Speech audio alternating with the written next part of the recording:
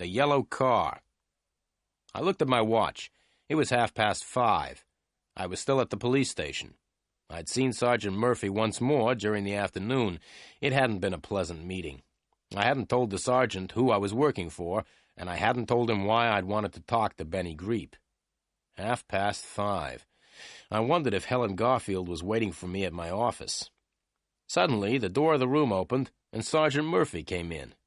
"Get out," he said. "I've decided to let you go. Now go before I change my mind." I went before Sergeant Murphy changed his mind. As I got my car out of the police garage, I wondered why Sergeant Murphy had let me go. As I drove away from the police station, I noticed a small yellow car behind me. A minute later, I looked in the mirror again. The small yellow car was still behind me. I drove a little faster, and then suddenly turned right up a narrow street. At the end of the narrow street, I turned left, and then left again. Soon I was back on the main road. I looked in the mirror. The yellow car was still right behind me. So that was why Sergeant Murphy had let me go. The sergeant had ordered some policemen to follow me.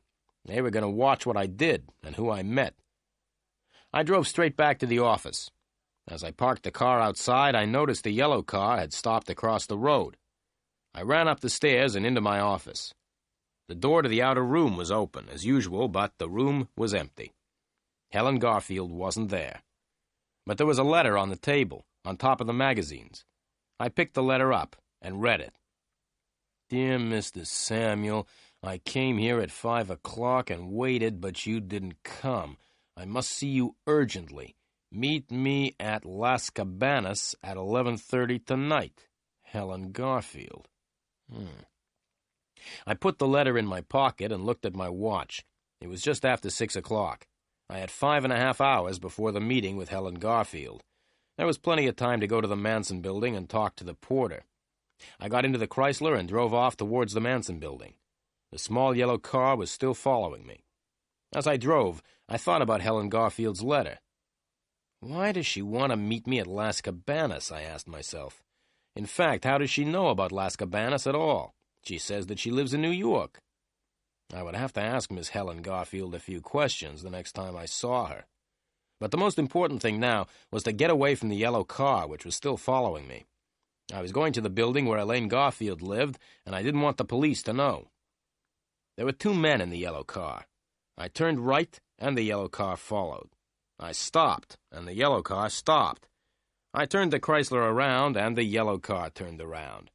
I tried to drive faster than the yellow car, but the Chrysler was too old and too slow.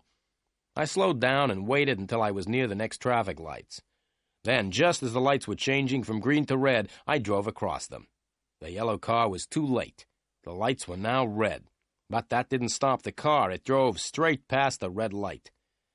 Then, as I looked angrily in my mirror, something happened which made me laugh. A policeman on a motorbike drove after the yellow car. The policeman made the driver stop because he had driven past the red light. I drove away as fast as possible. In my mirror, I could see the driver inside the car arguing with the policeman on the motorbike. It was the funniest sight I had seen for a long time. I drove on towards the Manson building, happy to have escaped. I may even have sung a little because I was feeling so good.